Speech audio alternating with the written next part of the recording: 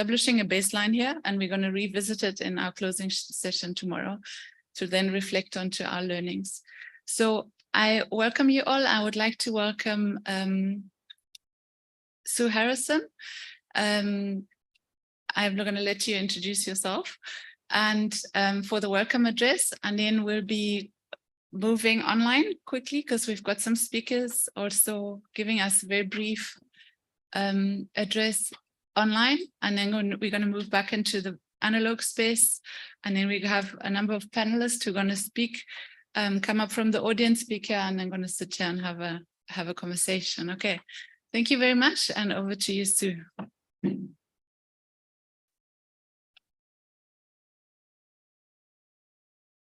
Great. Well, thank you very much, Britta, and good morning to everybody. So I'm just being asked whether I've got a presentation. I'm obviously ditching my engineering backgrounds of always speaking with the presentation and becoming more and more towards the other side of campus, as we would put it. So it's very interesting. I'm Sue Harrison. I'm the Deputy Vice Chancellor of Research and Internationalization. Right at the minute, I'm actually acting Vice Chancellor as well, so please excuse me when I don't spend the full morning with you. It's really great pleasure for me to welcome you and to open this ARUA Climate Change and Inequality Symposium. I really like the subtitle, Justice and Transition, Transforming Social Inequalities Through Inclusive Climate Action. I'd really like to welcome the delegates from around the globe, both those who are here in person and those online. And a special welcome to the researchers and delegates from our sister ARUA universities who've been building ASA and the African Centre of Excellence in Inequalities Research, and the ARUA CD, the Centre of Excellence in Climate and Development, and those working in the Tika project, the universities of Ghana, Nairobi, and UCT, and the delegates from further afield. And I'd like right up at the beginning to thank ARUA and the UKRI, and others, the AFD also in the audience, for their support to these teams and to these teams. The work of ASA and the ARUA CD, who are organizing bodies, is centered firmly in addressing inequalities and climate change and their intersection in Africa. And these intersect with so many key issues: food security, healthy cities, livelihoods, access to clean water, and so I can go on. And each of these is a key focal area of research at UCT. And I think similarly for many of our universities, as we're all looking to take on and to tackle the grand challenges facing our society and our globe currently, and particularly in Africa. As researchers, we're both responsible and to some degree accountable for generating this new and impactful approach to these grand challenges. And I think as academics, the days of sitting back into the depths of our discipline without thinking about grand challenges at all, for many, is something of the past. So I think that as we transect this time, we need to bring together those deep disciplines that we've spent many years really growing. We need to hold on to them very firmly, and we need to develop deep new knowledge in those disciplines. But we cannot do that and address the grand challenges without overlaying cross-cutting inter and transdisciplinary work. We cannot do that with sticking in our spaces of comfort around our disciplines, but we need to stretch out and engage with others. I cannot, as an engineer, solve a problem around water treatment, one of my favorite topics, value recovery from wastewater, if I'm not thinking about how the people who are going to use that water, generate that waste, are involved in the process, live in that environment, are going to think about it. And so we've got to reach out from these disciplines across for UCT, the university, but we've also got to reach out outside of academia to those very communities, to the people who are going to implement the technologies, to the people who are going to live with them, to the people who might want to do it differently. And I think that's very much what we're about at the moment in how we are reframing research, certainly at the University of Cape Town, and I think in many places I visit. So a lot of it is about about co-creation. And at UCT, in looking at our Vision 2030, in the research space, overall, we talk about unleashing human potential for a fair and just society, which I think, again, shows that we're no longer just about knowledge generation. We're really about how we live. And in the research space, we are looking at unleashing knowledge in, for, and from Africa to redefine and co-create a sustainable global future. And that's packed with many different things. I think the in, for, and from Africa is really important. It talks about valuing our own knowledge within Africa. It talks about being able to develop our own knowledge in Africa. And it also talks about a focus on Africa, but also a focus on how what we learn in Africa moves beyond Africa. And that talks to the redefining and co-creating a sustainable global future. So it's always said you can't impact research top down. Research grows bottom up, and so it's going to take forever for the universities to change in how they do things. You can impact research by money. I know that well, but it's been really interesting working on this vision at UCT, and I really take my hat off to UCT researchers in that I think so many researchers are so ready now to tackle these big problems that with a bit of organizing, really, we're very happy to take on this kind of work, which is very interdisciplinary, very grand challenge focused, and very focused on impact. And so we have been working through a model that maintains our disciplinary depths in our faculties, but puts on an overlay of grand challenge projects and brings people together across faculties and reaches out into the community to develop project teams who are working on specific grand challenges. And I thought, well, maybe this is this is something that our academics won't be that keen on. But when we called for projects on this in the middle of last year, we received 40 projects worked up on this, which just shows that as a university, we couldn't afford to fund them all, which is sad, but we need to work on that more. It just shows that as a university, the time is really ripe for this. And within how we do this, there are a bundle of things which are really non-negotiable for how we work. And the first is prioritizing voice and agency for all in the collaborations. The second is that we need to be transforming and transformative. The third is that we need to provide thought leadership in and for and from Africa. And I think I'll stop on those there. So one of the things that we have that many of you will remember is that a year or so ago we ran a SDGs summit, SDGs Africa Summit, which was really also about trying to pull this kind of work together. And now we're working within our 7 thematic tracks, which are ethical and capable and enduring institutions, science, technology, and innovation, strengthening circular economies at different scales, transdisciplinarity and engaged scholarship, building responsive and resilient systems, new approaches to teaching and building capability, and poverty and inequality. And you can see 2 of those are wrapped up in the work that will be discussed at this meeting. And in these thematic tracks, we're trying to cross-cut the SDGs in a way that builds towards the benefit for Africa. And I mention this because, again, just trying to break with the more traditional ways of doing things within UCT.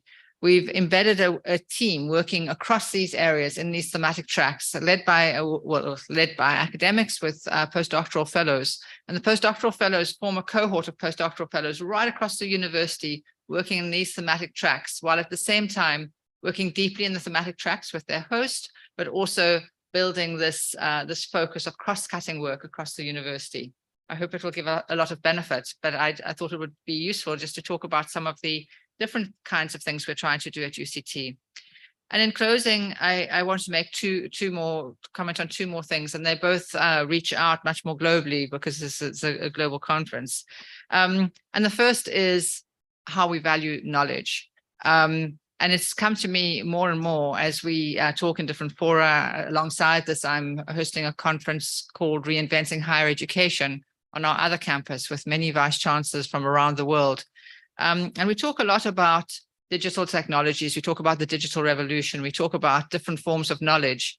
But what we really need to be so careful of is that we don't get trapped in in our talk about these great tools we have at being trapped into the knowledge, which has come largely from one sector of the world. And so one of the real questions I throw out here is, how do we share information in a way that the information that comes from all parts of the world, whether it be Africa, Ghana, South Africa, Indonesia, Great Britain, the United States, all ends up with being equally accessible and equally part of what we're building on. And you know, everybody's talking about Chat GPT at the moment, and it dawned on me yesterday that Chat GPT is, there are all sorts of wonderful things it can do, but it's built on knowledge in the internet in 2020. And where is that knowledge centered? And so how do we, when we're working with problems of Africa, how do we make sure that what we need to know for that is actually firmly embedded in the tools we're using? And then the last thing I'd like to just mention very briefly is our partnerships and how we partner. And again, there's so much work going on partnerships and equitable partnerships at the moment. And I think the teams here really have worked hard on their partnerships. And maybe just a comment I'd like to make is, in partnerships, I think it's all about how we set the agenda and who the agenda setters are, and whether we do that in a way that brings us together. And in setting the agenda, it's so often set by where the money comes from. And I'd like to put forward the notion that there are many things which are valuable in a project. The one is money. The other is your study site. The third is the access to, in that study site, access to people and how you can understand them. And so I can go on, the infrastructure, how you use your data, et cetera, et cetera. And I'm sure if we were to position all those different components you need for a successful project focusing on grand challenges, we'd be able to position our agenda setting in a good way.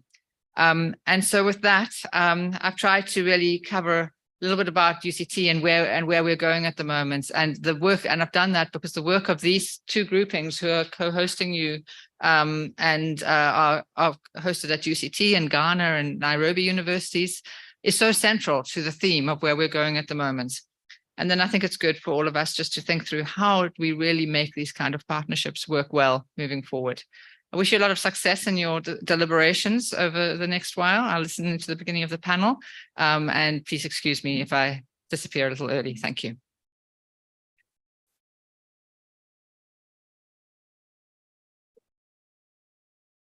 Thank you very much, Sue. Are there any questions to Sue while we're moving online? No. Are people online ready? All right. So thanks very much, Sue. There was a lot of food for thought. I think we should make ChatGPT our friend. I think it's an amazing tool to just chat to about anything, really. I would like to invite Razigan Maharaj. I'll let you introduce yourself, Razigan, to tell us about your work you've been doing on the intersection of climate and inequality, and where you think we should be moving. Thank you.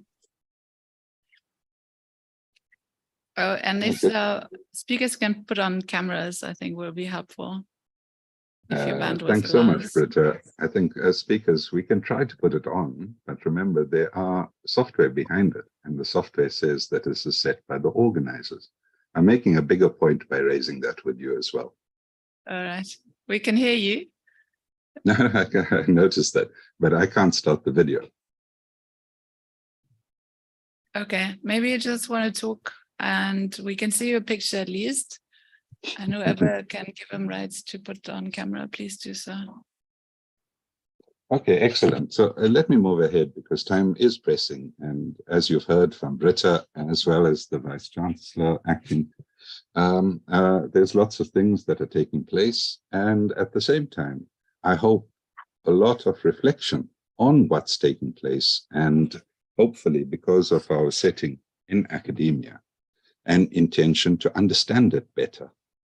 So I'm picking up on the challenge posed by Britta about the relationship between inequality and climate change.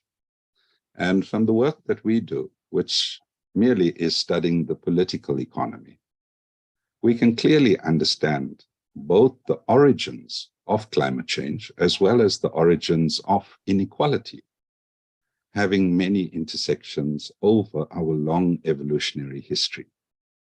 In other words, what we are confronted by today, the high level of global inequality, which is not only between the 195 United Nations recognized states, but also within them itself, is a result both of co-evolution. And here is something that may strike you as being maybe overly critical. It's also the product of co-construction.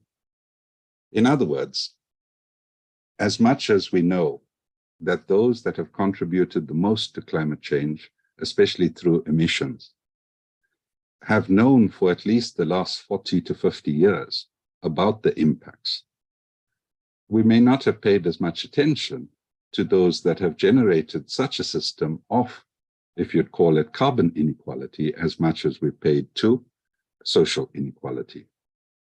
And what brings both of these aspects together really is an unequal metabolic exchange over time. And what we see today as a consequence of this, 2022, in terms of the World Bank and IMF assessment of what was produced globally, and remember, this is in neoclassical terms, so it does not reflect the true value of what was produced, but rather the monetized assumption of it, we had a combined economy of over 100 trillion. 100 trillion US dollars, very unevenly distributed, albeit the result of combined development. So in this, our global knowledge commons is what's contributed to, one, us finding our space as a species being. And here I'm extending it backwards in time to between 13 and 8 million years ago. From using the knowledge that we gained from an awareness of our environment, we were able to shape the possibilities of us expanding as a population, really. And today, as you all know, in November, we passed the threshold of celebrating us as a species being 8 billion people. We're not the largest species, definitely not in terms of biomass, but we are, I would suggest, one of the most dangerous of the living organisms on the planet itself. And a key reason that I would argue that we are the most dangerous is because of how we've utilized what we've generated in common to then afford an enclosure of that common ground. And I'm using the term again specifically because of your location in Cape Town. That common ground getting enclosed and then appropriated for private accumulation as opposed to redressing common challenges remains stark and in front of us. The idea that the university system or higher education is driven by money, as pointed out by the Vice Chancellor, is something that should not be acknowledged and moved away from, but needs to be confronted if we are to play the role of being a custodian of this global knowledge commons and contribute to knowledge as a public good and service. So sorry for the very long-winded introduction. I wanted out to very specific points. But I hope what I've shared with you has come across, notwithstanding the fact that you're looking at a picture of me from a year and a half ago. I am currently here, right next to the Union Building, sharing with you now. We have incredible amounts of improved data about our circumstances. I want to point specifically to the work done by Stockholm Resilience Center and Potsdam Institute for Climate Impact Research, which has updated the planetary boundaries using data that's been accumulated over the last short while. And if we use this and look at the vectors that determine our safe habitation of the planet, we have exceeded the safe boundaries of operation in at least 5 of these vectors. And that's just based on the knowledge that we've managed to accumulate. So it's really important that we retain a level of criticality in terms of how we understand climate change and link it to inequality. These are not as disparate, maybe as those more attuned with maintaining and reproducing the system would have us believe. So I also want to quote to you then from the report delivered in the United Nations on the performance of Sustainable Development Goals in 2022. One of the lead authors here comes from an institution, University of Columbia, Jeffrey Sachs. And the assessment that was done is this combination of crises from pandemic through to climate change and the economic challenges that we are confronted by has seen an additional 75 to 95 million people, increasing those that we classify as living in extreme poverty. And this is a massive deviation away from what the pre-pandemic projections had suggested. Today, 1 in 10% worldwide suffer from hunger. 30%, or nearly a third of our population, global population of 8 billion people, lack regular access to adequate food. During COVID itself, immunization dropped right across the planet. And now we have the resurgence, maybe, of some viruses and other diseases that we had assumed we had tapped or brought an end to. We see a massive rise in anxiety, depression, and this has also become irrelevant, notwithstanding us watching announcements by our executive last night. The banner headline running at the bottom said that the South African finding was an increase in depression among South Africans, and it wasn't because of the announcements, it's because of our circumstances and our inability to articulate exactly what's happening. So what are some of these material facts? Well, in 2021, we put over 17 million metric tons of plastic into the ocean. You know, this is something that is a consequence of decisions we have taken. The plastic did not originate in some immaculate conception. It came through a very dirty cracker that broke petroleum and created it. So there's a range of other such statistics that one can raise. But I want to suggest, especially for ARUA, that it's important looking at how these factors not only arise and we give it specific metrics that quantify it, but we also qualify it in terms of its co-evolution and co-construction.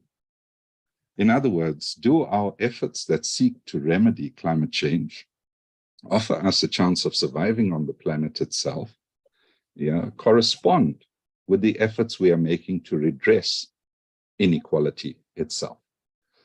So I'd hoped to show you some of these slides, but I'm sure, Britta, I'll send you a copy of it, Britta. You can share it with the delegates. And it's really on the SDG performance as well, what we had assumed before COVID-19. And as a consequence, it gives us a good natural experiment from the social sciences to see how things have changed. I want to really just emphasize the point that when we look at the regions, the continent's performance with respect to SDGs, we have largely flatlined. In other words, hit the indicator called stagnation. There are only 2 of the 17 where Africa shows progress. And interestingly, they coincide with your conference as well, which is responsible consumption and production and climate action, which is an anomaly. And I really encourage us as Africans, whether we're in about 4, etc., doesn't really matter. But as Africans, we really need to pay attention to the differentiated performance in us seeking to achieve. And there's a lot of data available to us now. We need to bring it in and update the work that we are doing. So the last set of information I want to share with you, again, draws from this assessment, but in particular points to the perpetuation of levels of unequal exchange. And here we have to look at this concept of least developed countries, which is used by the United Nations. How is it that across the world, the number of LDCs have actually been reduced? In other words, the countries have escaped that categorization, except our continent, the origins of our species, where we've increased the number of countries classified as least developed. And a bottom line that draws from that UN report also speaks to something quite important. And this is my last main point. And that is, if we follow the general discourse, of course, normatively, we will seek to perform services or improvements in policy on the basis of what we know. In other words, seeking answers from a system that has itself generated the inequality and the climate change differentials. In other words, we also need to pay attention to maintaining and safeguarding public sector capacities and improving our own competencies within them. The idea that it's only the private motive that will drive qualitative change needs to be confronted for what it is. It has created the inequality that we are subsumed within and cannot be then the solution for the problems that we confront. Thank you very much, Britta. I'm sorry I ran over time.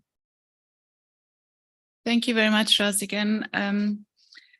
I usually enjoy listening to Raz again as he reminds us that we are a species and that there are impacts to the species of our own actions and how the co-evolution of our economic system impacts on the health of our species, and how we're interlinked in our own trajectories, which usually is a good reminder of, you know, the bigger picture and the political economy that surrounds us. So thank you very much.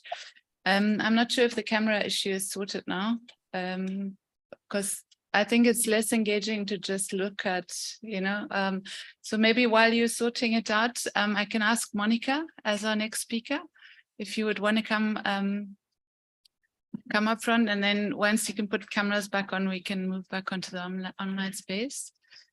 So Monica will introduce herself, please. Also an economist, right? Visiting from University of Ghana. Thank you. Yeah, you can speak here.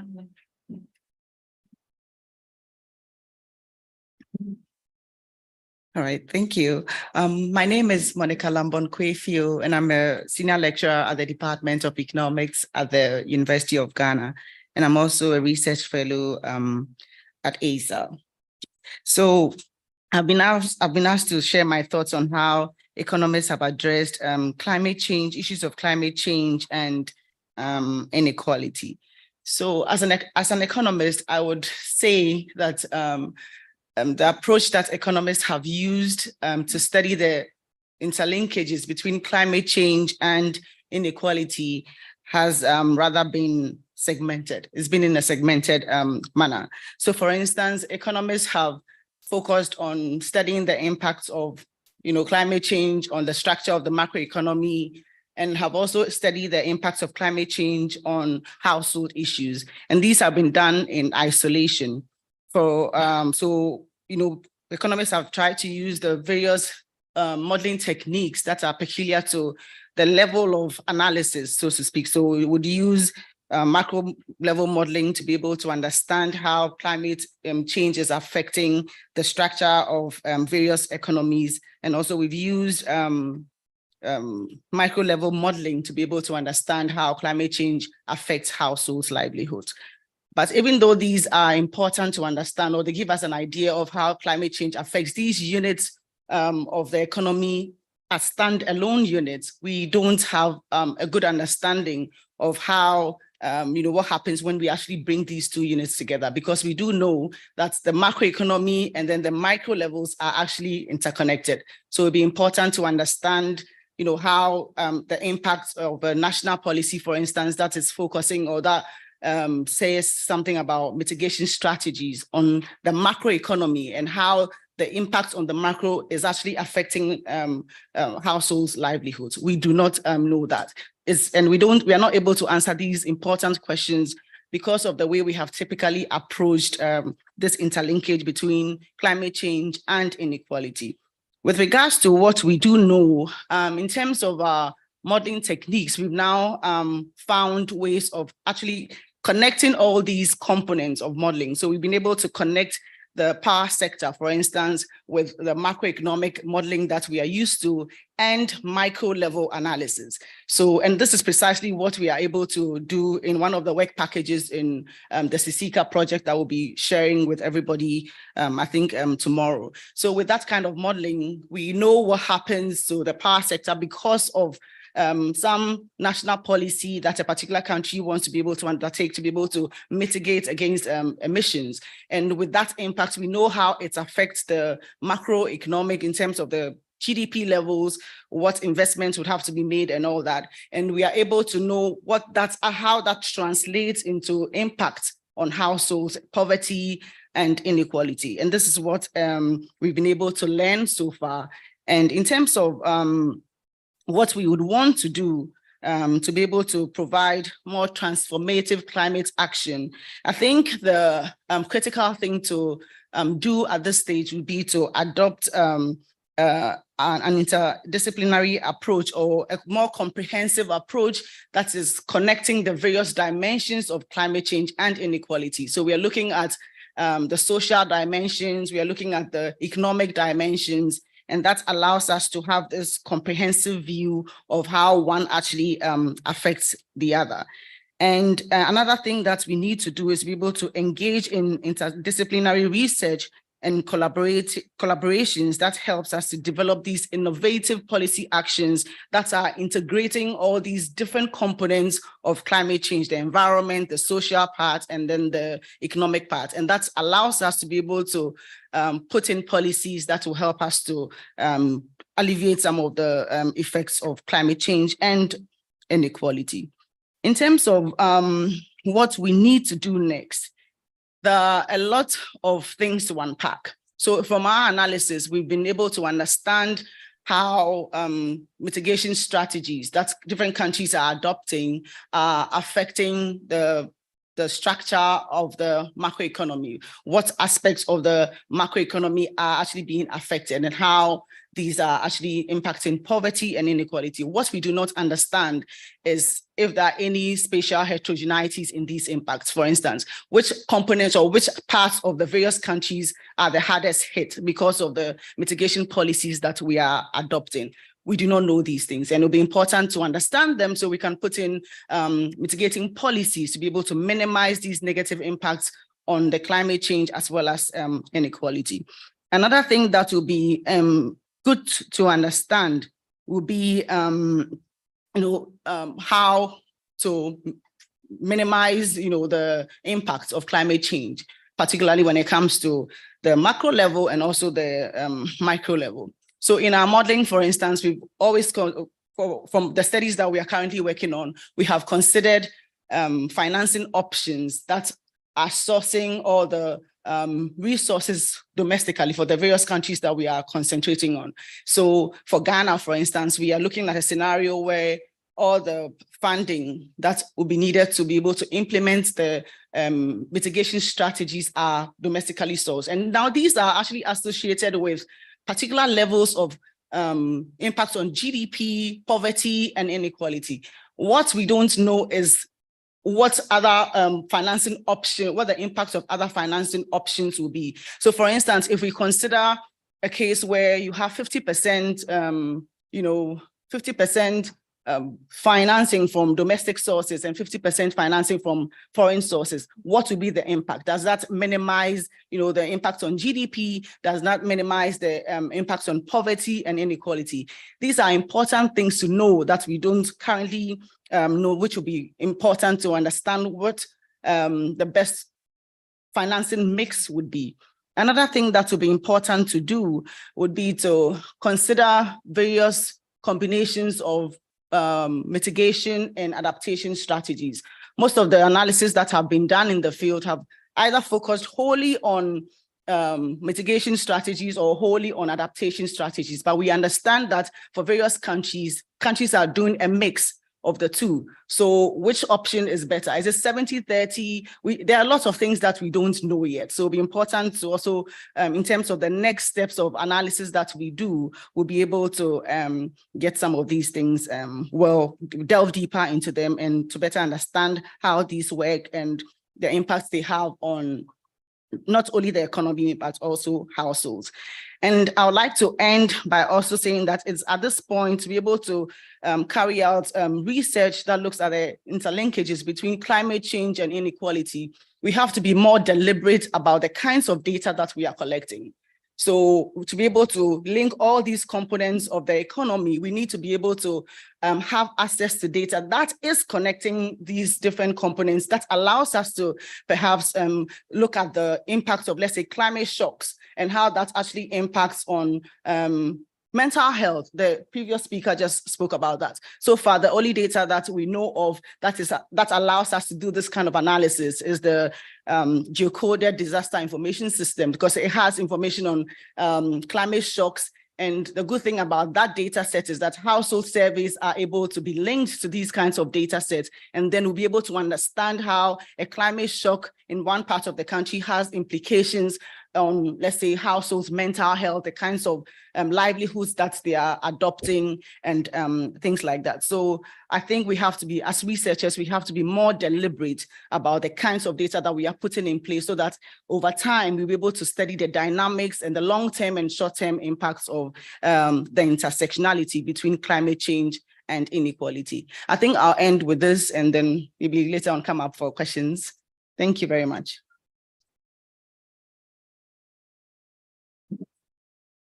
Thank you very much, Monica, for your perspective. I think the highlights were really around the challenges, the different methods, models that can be applied to the problem, but that come with challenges in data collection, and how to actually make those work in the absence of all these data between the different connections that we need to find out.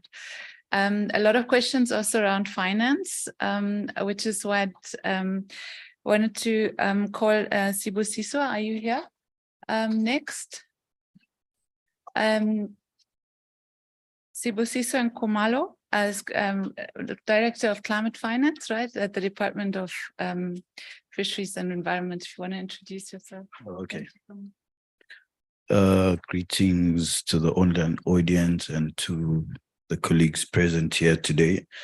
So I'm responsible for supporting the climate finance work at the Department of Forestry, Fisheries and the Environment. Yes. So in terms of climate finance, policy, so what's happening is that climate finance is aimed at supporting the whole transition and our efforts to mitigate and adapt to issues around climate change. And then what we've seen from the work that we do is that it's informed or echoed by the National Climate Change Response Policy, which highlights that climate finance should sort of act as an enabler in supporting both mitigation and adaptation efforts. And then also our South African national determined contributions also affirm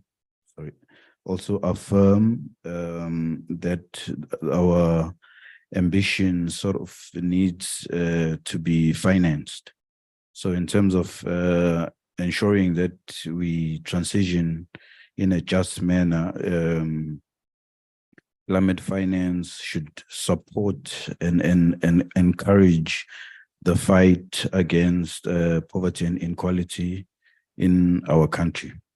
So some of the work that we've undertaken in the department includes your National Employment Vulnerability Assessment work, which there we sort of map out some of the concerns that were raised, which also we aim to address the issue of climate change in that project, but also the issue of inequality. We look at how the different vulnerable groups need to be included in climate change planning and climate change response planning, and also what financing mechanisms can enable those plans to be put into implementation.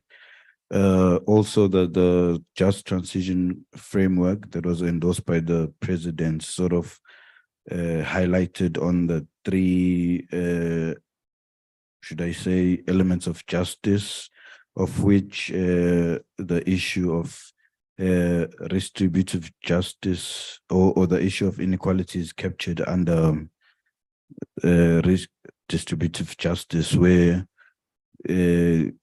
targeting interventions that require climate finance should address also issues of the inequality.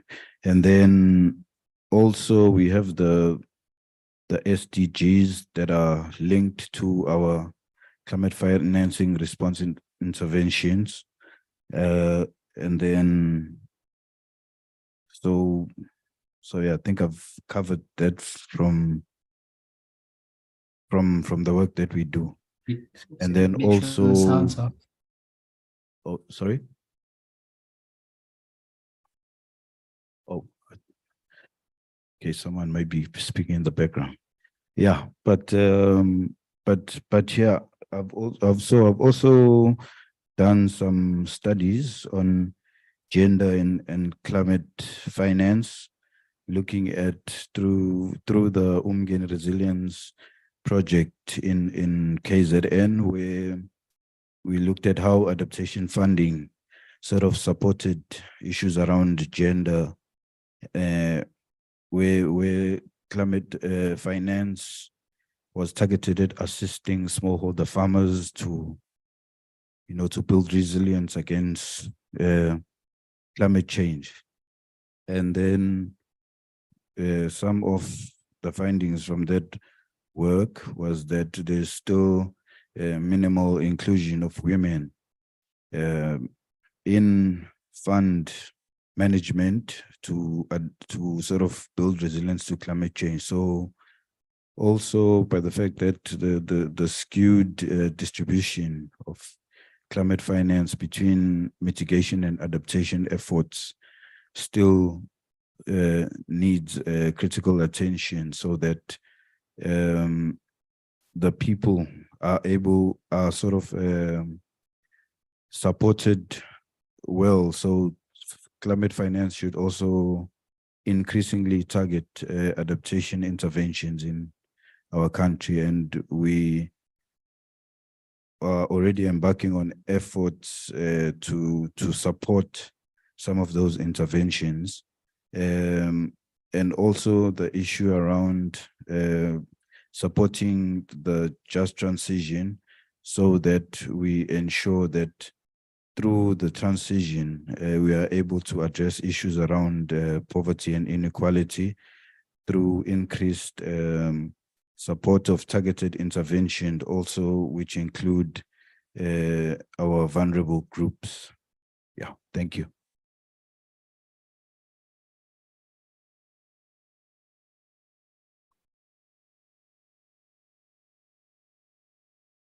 Thank you very much, Sibusi. So I think for the panel discussion, we want to ask you about the distributional conflicts that emerge, on how you think you need to use your climate finance for the different constituency. I think the issue of gender is very critical, and we'll have a whole morning session tomorrow about that, and also very curious to learn more about the work that you've been doing.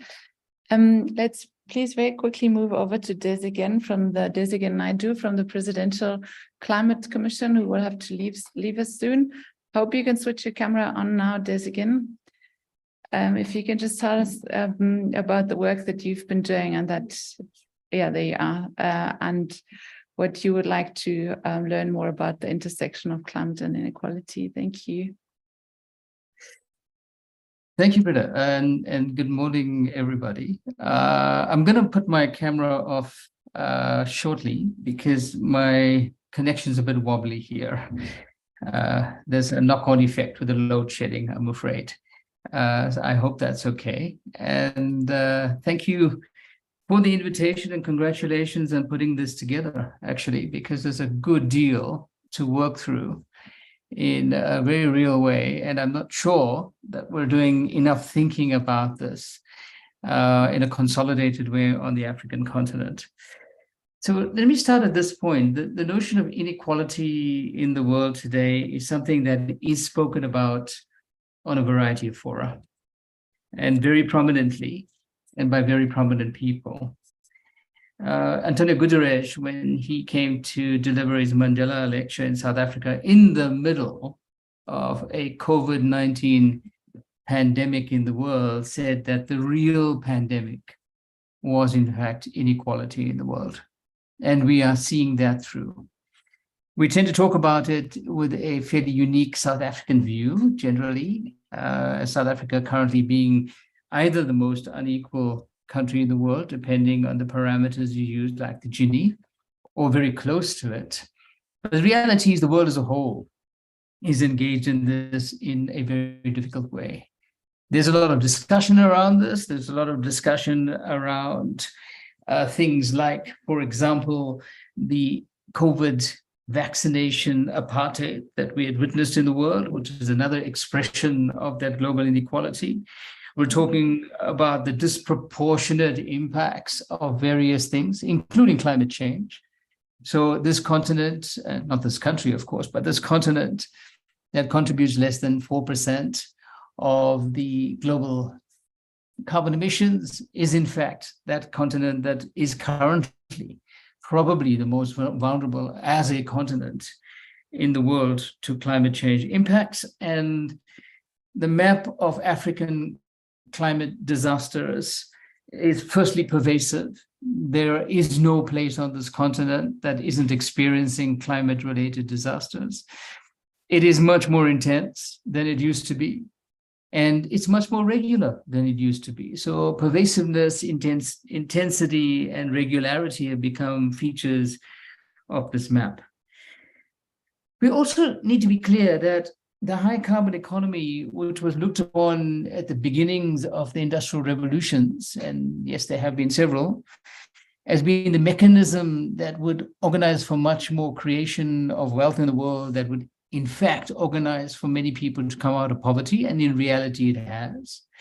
It hasn't, however, dealt with the issue of the inequality in the world. It has exacerbated that, and many would argue, and I think very favorably, that the high carbon economy and its related mechanisms, including its financial mechanisms and its dominance by market, has in fact increased that inequality in the world in very severe ways. So taking all of that into consideration, the Climate Commission in South Africa, and not unique to us, but the 23 other climate committees and networks in the world that are roughly in the same boat, are also talking about these issues. And there's a big borrow on our interpretation of the concept of just transition. Of course, it's not uniquely South African. It is something that's been borrowed from elsewhere and has been used for a considerable period of time. But the slant that we have put on our interpretation of what just transition means in the South African environment has found resonance in many places, including on this continent. It had quite a lot of airtime at our own Africa COP27 in Sharm el-Sheikh.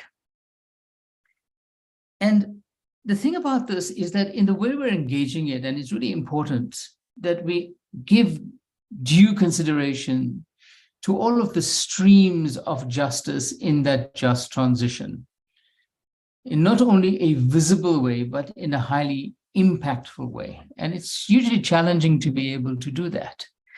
So the one part that we generally get right is the issue of procedural justice, that in the way we've been engaging the big products that have come out of the work of the Commission, and products of the country, of course, not just the Commission's, has paid a lot of attention to procedural justice, not just consulting communities, but consulting communities in a way that those communities are empowered both with respect to the consultation and what happens after the consultation. It's been a complicated process. Many of you have been involved in that process and continue to be, and it's a process that's continuously evolving. But I think it's reasonable to say that it has delivered a very high value set of products. Two of them would be the NDC, this upgraded NDC, no longer the new NDC because it's long since submitted now, which finally organizes for a country like South Africa to actually be within the Paris Agreement conditions, is very powerful indeed. The second is the Just Transition Framework itself. So if you like, the Just Transition Framework is very directly a beneficiary of this procedural justice mechanism that had been put into place. But the other two are highly desirable, badly needed, but a lot more work needs to be done, including getting very good intellectual thinking, like the opportunity you have created with this conference, to be able to engage the concepts and draw out the equations and the formulae that will make this work.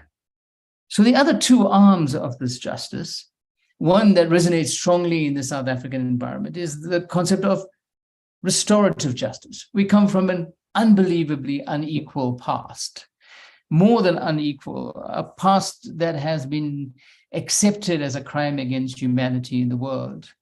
And the scars are still raw.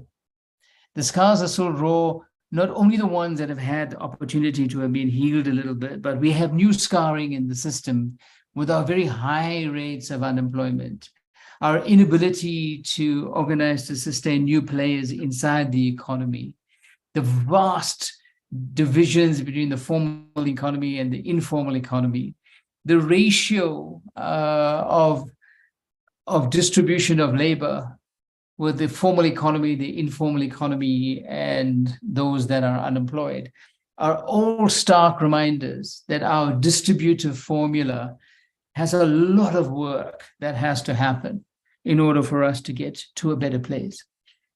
In a strat plan session that we had of a broader meeting of the commissioners of the PCC, as well as important experts from the outside, Harun Bharat, 2 weeks ago, put out some information around these ratios. They're worth thinking about. That on average for middle-income countries, this ratio of people that are employed in the formal economy to the informal economy to the unemployed is roughly 45%, 45%, and 10%. In the South African environment, that ratio is quite different. In fact, 50% falls in this domain of the formal economy. 16% see themselves as being employed in some way in the informal economy. And of course, we have this massive number of 34% of unemployed people. Now, the ratio in other African countries, even those that are outside that middle income frame, have I would argue, a healthier ratio in this thing. And it points to some very important things around how that distributive justice is being hampered by, on the one hand, an overregulation, the difficulties with the criminal justice system as a whole, and three, and the thing we can't ignore, is a very particular stance on immigrants. Obviously, not only in South Africa, the country that is on the African continent that is making the news now on this issue is, in fact, Tunisia. And its contribution to holding back all of the justices, I would argue, but in particular the distributive justice, particularly on the back of important gains that have been made on this very continent, is starting to be a paradox. So the East African community, together with the Central African community, now have a Kampala Declaration of a special treatment of immigrants that are immigrants on the back of climate disasters and climate events. In that same continent, you have a South African policy and a more extreme Tunisian policy that is at the opposite end of this. And this is something that we have to engage, and we have to engage very usefully. So the three justices, the procedural justice, we certainly have a tick in the box. The distributive justice, we certainly do not. The restorative justice, we are far from it, are all things that we have to engage. So you come to the microphone, that sounds like I should wrap up. So let me say two things in wrapping up. The first of those things is that one of the things we have to seriously worry about in this highly unequal world where we are now is the weaponization of things that in a much more stark way than they usually are. One, of course, is energy. And we see that in Europe, and Ukraine is not a European war. It's now become a global war, let's be clear. The second is the weaponization of food. And the third is the weaponization of water, all of which creates higher and higher bulwarks to overcome around some kind of pursuit for greater equality inside the system. So the African challenge, very briefly, is to engage this by, one, building a formula, a tangible formula to move to a low carbon economy that not only solves the energy issue, because we clearly must, but one that brings these notions of justice towards us having a much more equal African continent and organizing for African prosperity to make Africa more equal in the world. The second is that we have to have a nexus approach. Nexus between different sectors like water and energy and food, but the nexus of finance and governance and the empowerment of civil society as a collective. And the last point to make is that one of the things that we should be promoting very, very strongly, given that this is the most youthful continent in the world already, and by 2050 may well be the most populous continent in the world, we should be promoting Africa as that global pilot around a more equal world, a more equal continent, and a low carbon, functioning, sustainable economy. Thank you very much for that.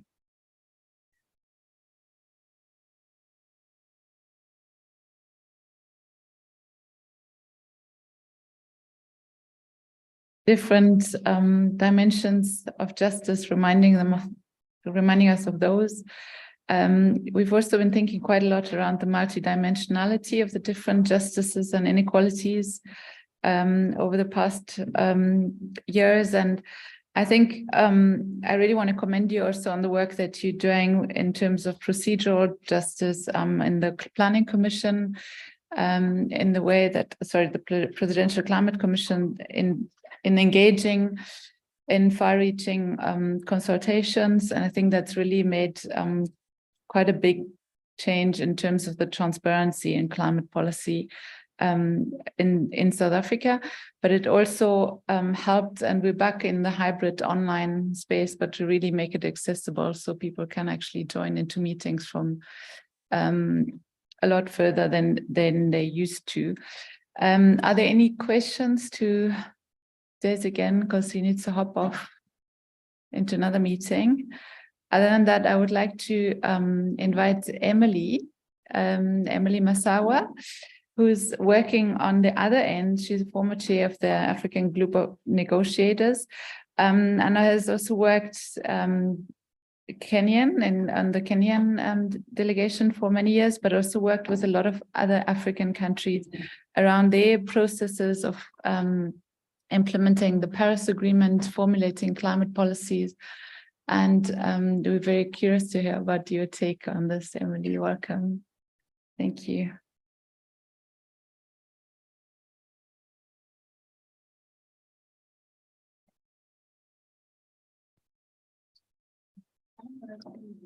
I'm not different. This is maybe I see because the lines.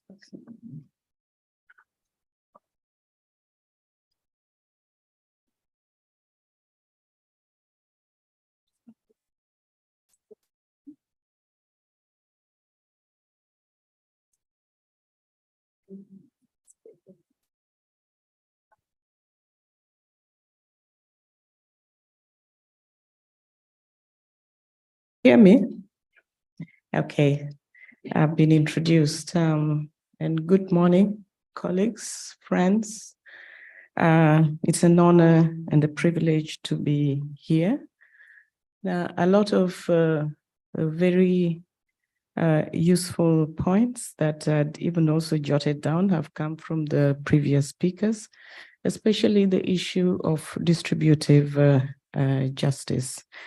And because when we talk of multi-dimensional inequalities, what are some of the things that we know? And one thing I'll say, and very quickly, is that we have disadvantaged groups further exposed and becoming even more vulnerable.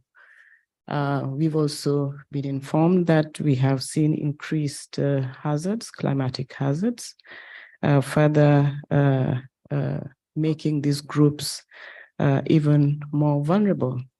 Our continent has that unfortunate distinction that we have many of these disadvantaged groups.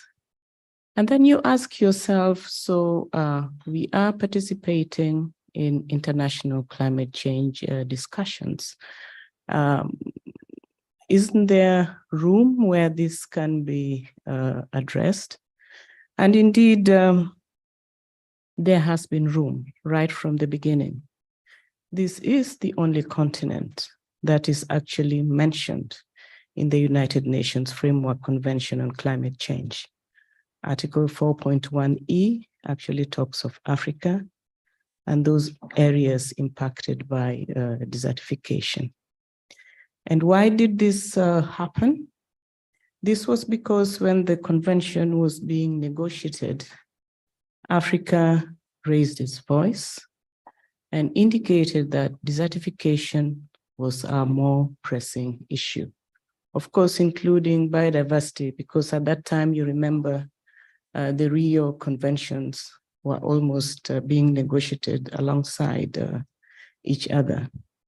But then somewhere along the line, the delegations were convinced that climate change would cover issues of desertification very well. And as Africa had raised its voice, that consideration was made into the body of the convention.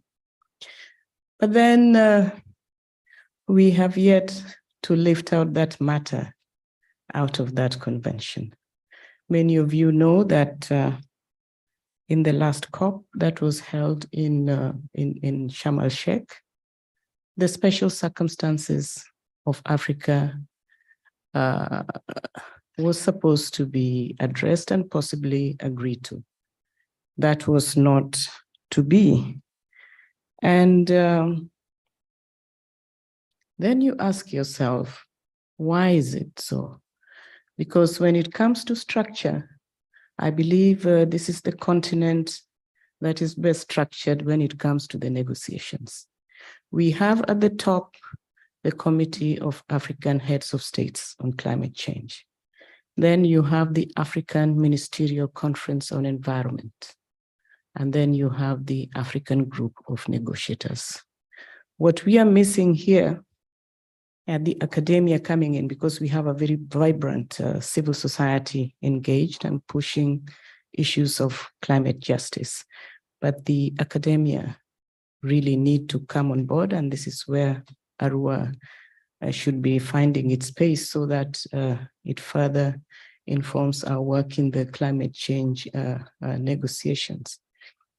So why is it with this excellent structure we have goodwill right from the top that we've not been able to really push issues? Because if you look at the decisions that were taken way back up to COP 13 that was held in Bali, you would not have a sentence mentioning LDCs and SIDS without Africa alongside them. Now Africa has dropped.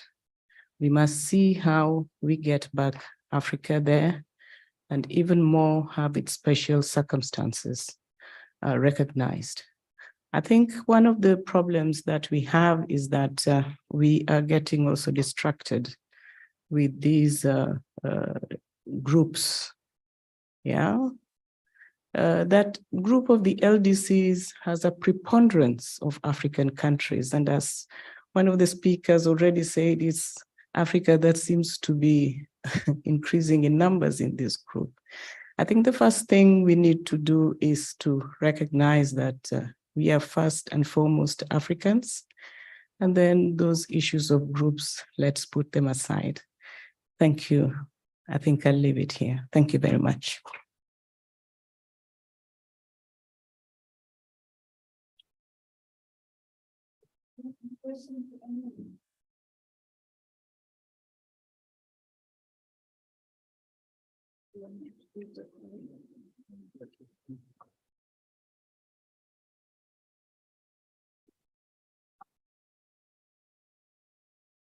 Yeah, good morning, and thank you, Britta, who has invited me to introduce myself. My name is Johan van den Berg. I'm a South African in terms of my roots. I'm head of Secretariat of the Africa-EU Energy Partnership, which is a political dialogue instrument between the two continents. It's been there for about 15 years now, so working most often out of Germany, but also visiting Addis Ababa and other places quite often. And let me just say that, the views I express are my own this morning and not another body's. I'll be quite brief. I want to just perhaps, at Britta's invitation, just frame the conversation with some questions and some remarks without necessarily solving all the difficult paradoxes and questions that we are faced with. Let me start by saying I feel a great urgency to fix climate. And it is with me every day. I realize that the clock is ticking. The train is leaving the station. And at a certain moment, it'll be too late. And therefore, we have to get it done. We have to get it done within the time that we have. Okay. And to that extent, solving climate change is a qualityless sort of a task, because you're supposed to do a certain number of things in a certain time, and unless you do it, well, then the train gets away from you. But of course, what we're here today is to talk about having equality and justice within a transition, which is what I would be very much like to see, and I think most of you would like to see. So in terms of maybe mentioning an initial paradox that I see is that climate inequality becomes a discussion, that is not young in terms of people have tried to solve issues of equality for a long time. And there are very embedded and hardened positions about how you do this. You've got various ideological perspectives on what the best way is to solve equality. And now we're saying, well, we have to solve these things together. Yes, good. But we have 30 years to become carbon neutral. Therefore, if we want to solve climate and equality together, we must still do it within 30 years. We cannot cause the fact that we want to solve the climate and the equality together to make it to take 100 years, because then the climate is escaped from us. I see in this field that people with strong ideological attachments to how to solve inequality sometimes see climate as a convenient stick with which to beat other people who have different perspectives than their own.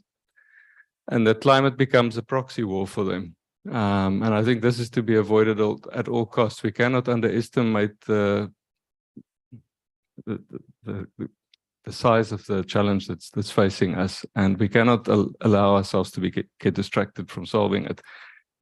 From the other perspective, the same is also true. So if you look at internationally at the just energy transition discussion, just energy is a concept, just transition is a concept that comes from labor law initially and labor relations, but in its political dimension, it's now started to mean, and this is my complete paraphrasing, almost from an African perspective as well, why should we care? Why should we contribute towards the international effort if this is going to be completely unfair towards us? Which is a completely understandable and a perspective on the problem. Now, I was asked to speak about private sector perspectives on this. I have a long history in the private sector, but presently work again back in the public sector. But if I had to say from my interactions with governments, I'll get now to the private sector, what do governments think?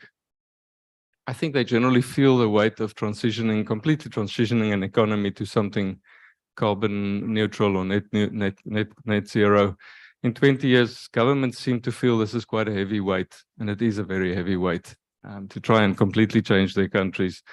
And therefore, they look around and they say, well, maybe this is not something government can do alone, and they're probably right. But if you look at the private sector, then the private sector traditionally has said, well, we play quite a short-term game. We want to make profit at the end of the year. And we play according to the rules that the government makes for us on the playing field that the government gives us. So we hope that the playing field will be more or less level. We hope that the lines at the side of the field would be more or less straight and visible. And within that, we come and we try to make profit. That's what private sector has traditionally done. And this is no longer enough because government on its own, we have seen, cannot solve this. So if I leave you then having given you quite a lot of weighty challenges to think about with a hopeful perspective on how can we approach this, then I'd like to revisit what's happened in South Africa with the Renewable Energy Independent Power Producer Program that is now a little bit over 10 years old. And at the time when it was really booming, I was with the South African Wind Energy Association. And to just give you one or two statistics, I mean, in this program, social development and by extension equality was absolutely embedded in the fabric of the procurement program. And to give you round numbers, if the program is worth 200 billion rand, or at today's exchange rate, a little over $10 billion, then if you count together that part of the money that must go towards social development and that part of the money that ultimately is community shareholding in projects, and if my old calculus still holds to this day, then about 10% of that money must go towards social investment, which again is maybe $1 billion or 20 billion rand. And while it's not perfect, some incredibly hopeful examples have come out of this. So, yeah, happy to say more. I wanted to just sketch out some of the framework thinking, and thank you for having me. It's very interesting to be here.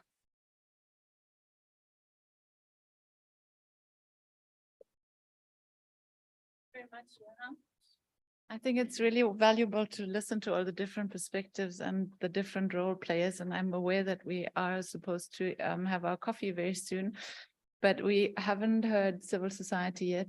So if Ellen's still online, I would like to invite her to just give her a bit of a perspective from the work that she's been doing in civil society, because we are starting off our symposium hearing voices, and there will be still a lot of opportunity to talk and discuss all of them. If you would like to introduce yourself and just give us your remarks, please. Thank you very much. So I'm Ellen Lorimer. I work with an NGO called Indogo Development and Change, and we also serve as the secretariat for the Adaptation Network, a multi-sector network in Southern Africa on climate change adaptation issues. So I'm sorry not to be able to join you in person today, as I'll be moving from this event in the next 2 days to the Climate Change Adaptation and Gender Mainstreaming Dialogue. So I'm glad that you're also having that gender focus in the discussions tomorrow. And as gender is an important lens to look at these intersecting vulnerabilities. So I am indeed here as the voice of the NGO sector, and this is often seen as a proxy for community voices in such dialogues. As NGOs, we often work closely with those on the ground. This is in fact true of my organization, Indogo, which works with small-scale rooibos tea farmers in the Northern Cape, seeking ways to support their livelihoods in the context of a changing climate. However, I don't claim to bring a community voice, and note that it's still important to make spaces for such voices to be heard directly where possible. My work has been more focused on climate adaptation policy, access to adaptation finance at the local level, and using networking, both within the civil society sector and across different sectoral boundaries. And I mean sectors both in terms of energy, water, etc., and also civil society, private sector, academia, and crossing those barriers, which I think is some of what you're trying to do through the symposium. So I think this also just emphasizes the importance working cross-sectorally of making research relevant, but also available and accessible in various ways to non-academics, in ways that could be understood and these learnings shared across different sectors and forums. So many of these issues that have been raised have repeatedly emphasized in my work as the coordinator of the Adaptation Network. We'll also work with the Adaptation Fund NGO network on climate adaptation finance issues. And I've observed an increasing number of civil society organizations engaging in the climate adaptation space as they realize that they will need to bring awareness of localized climate impacts and seek locally appropriate solutions to climate change if they are to continue serving their role in communities to support local development. However, some of our members recently observed that local people are not keen to just share their climate stories with us and participate in our climate change activities if they don't see the potential for it also addressing their most pressing livelihood needs at the same time. The need for transformative change is challenging. On the one hand, we need to change at scale. We've heard the emphasis on the urgency. On the other hand, in our experience, the best solutions are localized. So how can we best balance that? We need to work on solutions from the bottom up, but also share these experiences to learn from each other. So one way that my organization advocates that we address inequality at the local level is through participatory engagements at the community level. Ideally, we think that community climate change response processes should start with participatory vulnerability assessments and build project activities up from these. These can be structured to include activities where you meet different subgroupings of communities separately, such as different gender, cultural, or economic groups, before coming together again to ensure that people have a safe space to speak and consider their unique vulnerabilities before coming together to agree on collective solutions. I note, however, that local work requires funding at the local level, which is why we have increasingly engaged in the adaptation funding space to try and monitor and hopefully influence where the money is going, who is funded, and what types of projects are supported by sharing experiences at the local level. And as part of the Adaptation Fund CSO network, we've received very positive feedback from the AF board when we've shared these local experiences and stories, both positive and negative, I have to say. Sometimes we can get a better feel to them of whether local people have been consulted in the proposal development process, or whether they're involved in the development of these concepts that are put before them, whether there is buy-in and sustainability to these activities, or whether there are conflicts that arise from how some of these projects are implemented. And we've certainly observed through this network that the closer the implementing entity is to the local level, the more likely it is that there will be local consultation and engagement during project development. Some of the previous speakers emphasized that it's a well-known fact that more climate funding goes to support mitigation actions over adaptation, despite promises to try and to match and balance this funding split. And much of the available adaptation funding is also available only in large chunks, remaining inaccessible to local level organization. This pattern remains true in South Africa, when we look at the flows of incoming climate finance. And we further observe that adaptation is a key component of the just transition, but it's often left on the funding sidelines. So often we're focused on shifting emissions. As the previous speaker noted, this is important, but without considering the justice element, we need to ensure that this side doesn't get lost, but we at the same time need to be building the resilience of the affected communities to climate impacts. What we know has worked, in conclusion, building up from the ground, trusting that people can come up with and test locally appropriate solutions to climate impacts based on their local experiences, as long as you, at the same time, addressing people's immediate livelihoods needs alongside climate change if you want their buy-in and engagement. Secondly, sharing our stories with each other to learn and shape both policy and practice. Networking is important from community level field exchanges between organizations and beyond our sectoral boundaries to link research and practice if we're going to find what works. And we'd like to see more of this going forward. And finally, bottom-up work requires bottom-up funding, fully considering the practicalities of working at this level, the type of ongoing and built-in capacity support that this requires, be it for local municipalities or NGOs. We see the same barriers emerging and the same support mechanisms working for both. So thank you very much for this opportunity, and over to you, Britta. Thank you so much, Ellen, for this great input. And thanks for the voice of civil society, despite the voice being a bit shaky because of your cold. Thanks for making the time. And I think it's really wonderful to hear that there is need for knowledge and how relevant this research actually is to the multiple constituencies, and that we're not actually enough in terms of people, capacity, and brains to attend to the complexity of the challenge. So I think this is really what we've learned, or at least what was my takeaway from this. The challenge exceeds our capacities as we stand. So how can we actually expand them?